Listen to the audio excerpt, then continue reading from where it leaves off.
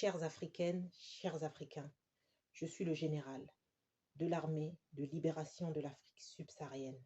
Je vous adresse ce message aujourd'hui parce que l'heure est grave avec ce qui se passe au Sahel, notamment au Niger. Il est vital qu'une armée de libération de l'Afrique subsaharienne soit mise en place.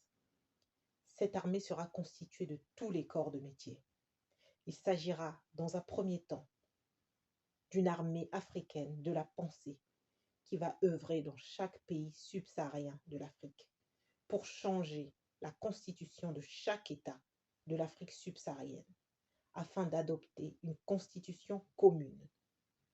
Dès lors, nous allons rédiger une constitution qui permettra de destituer, soit via le Parlement, ou soit par le peuple, de façon manu militari, tout président issu d'un pays de l'Afrique subsaharienne qui, depuis qu'il a été élu, n'œuvre pas dans l'intérêt réel de son pays, de son peuple, mais dans son seul intérêt.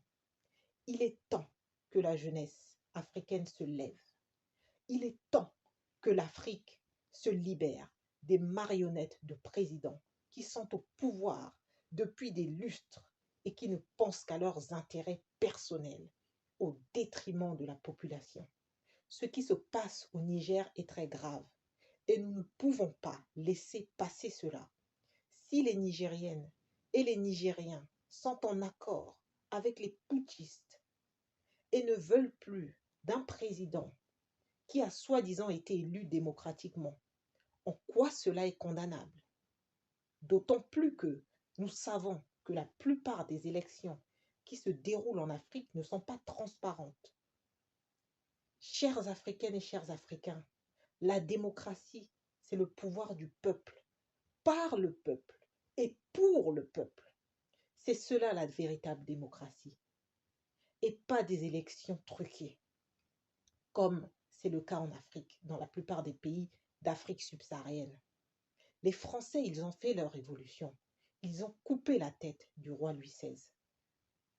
Et maintenant que le peuple africain se réveille, en étant en symbiose avec les putschistes qui leur rendent un service considérable en dégageant les présidents marionnettes, c'est la CEDEAO et la communauté internationale qui va imposer au peuple nigérien un président dont ils ne veulent plus.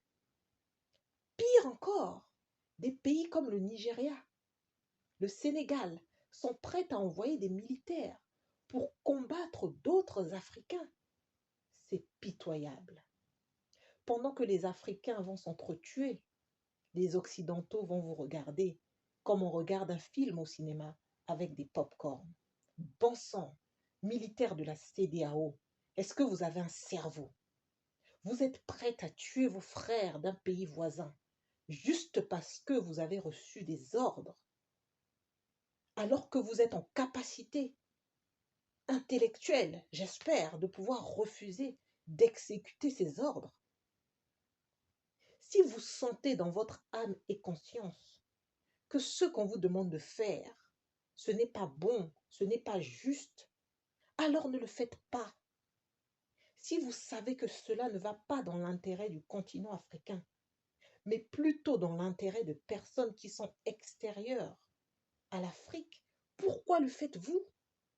Pourquoi êtes-vous prêt à tuer vos voisins, vos frères africains? Je constate que les Africains ne tirent pas les leçons du passé et que les Africains sont toujours les premiers à trahir ou à tuer leurs propres frères africains.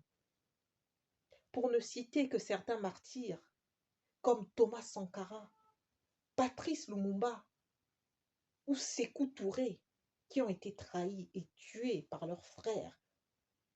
C'est vraiment regrettable. Mon cœur saigne. J'ai mal de voir les Africains qui se déchirent, les Africains qui s'entretuent, les Africains qui ne sont pas respectés partout où ils vont. Bon sang, les militaires de la CEDEAO, où étaient-ils lorsqu'il fallait secourir les migrants africains qui ont été tués dans le désert parce que déportés par les militaires tunisiens. Vous étiez où, militaires de la CEDEAO, ainsi que la CEDEAO elle-même?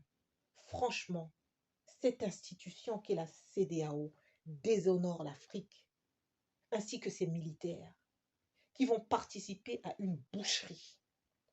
Chers militaires de la CEDEAO, si vous avez un brin de conscience, en tant que général de l'armée de la libération de l'Afrique subsaharienne, je vous ordonne de vous rebeller et de refuser de participer à la boucherie qui va avoir lieu demain.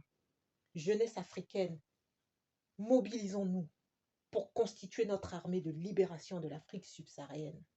Car, comme le disait Thomas Sankara, une jeunesse mobilisée est dangereuse. Une jeunesse mobilisée est une puissance qui effraie même les bombes atomiques. Il disait encore, le système néocolonial tremble quand le peuple devenu maître de sa destinée veut rendre justice. Chères Africaines, chers Africains, la patrie ou la mort, nous vaincrons.